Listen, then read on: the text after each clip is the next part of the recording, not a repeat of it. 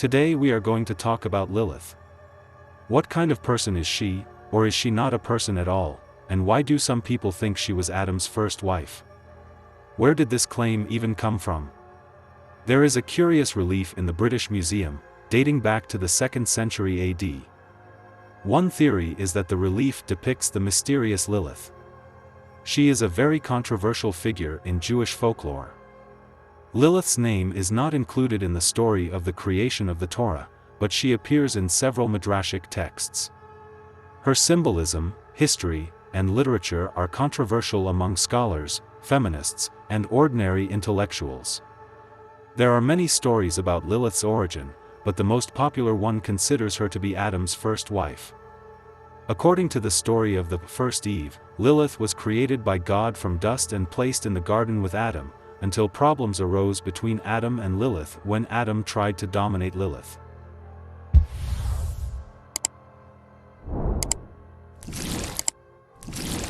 One story tells that Lilith refused to lie down under Adam. She believed that they were created equal, both of the dust of the earth, so she should not lie under him. After Adam refused, Lilith fled the Garden of Eden to gain independence. Adam informed God that Lilith had left, and God sent 3 angels to fetch her, Sinoi, Sansonoi, and Samangeloth. The 3 angels found Lilith in a cave giving birth to children, but Lilith refused to return to the garden. And when she finally decided to return, she found that Adam already had another companion, Eve. In revenge, Lilith lay down with Adam while he slept and stole his seed. From his seed, she gave birth to Lilium, earthly demons who replaced her children. Lilith is also believed to be responsible for the explicit dreams of men. But when we read the Bible, we find absolutely no mention of any other wives of Adam, except for Eve. However, many attribute this role to the mythical Lilith. Where do the roots of this misconception come from? Let's start with the fact that the word Lilith is translated as night ghost. But, please note that this is a word, not a proper name. And, as a word, Lilith is found in the book of the prophet Isaiah, in the Jewish version, when there is a description of what will happen in Judea after the last judgment. There will be terrible desolation, there the night ghost will rest and find peace for itself. Researchers of the Holy Scripture are divided into 2 main camps. More ancient interpreters see in Lilith a reference to Jewish superstitions about the demon Lilith. But more modern interpreters believe that this word is derived from lali, that is, night, denoting the famous night bird, the eagle owl.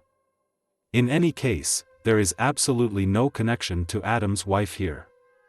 The myth that a certain Lilith was Adam's wife comes from the Jewish collection of parables and legends, the so-called Aggadah. It is in the Aggadah that it is said that after the fall, Adam allegedly had a relationship with the demon Lilith, from whom other demons were born. But, of course, we will not find this in the texts of the Bible.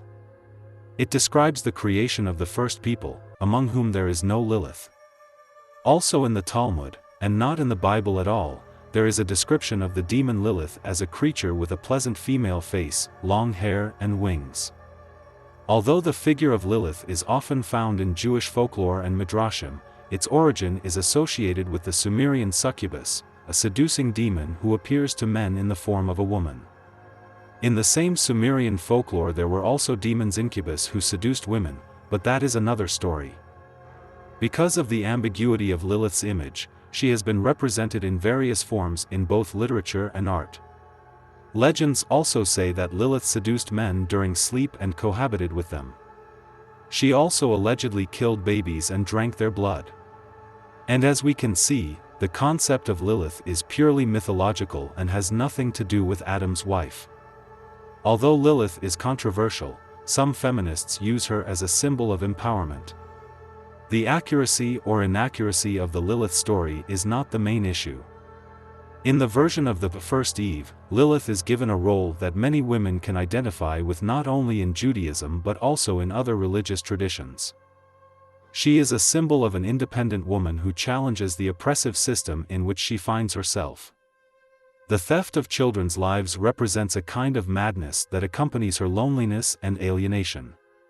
Despite all of Lilith's falls, she remains a symbol of power simply because of her survival and mystery.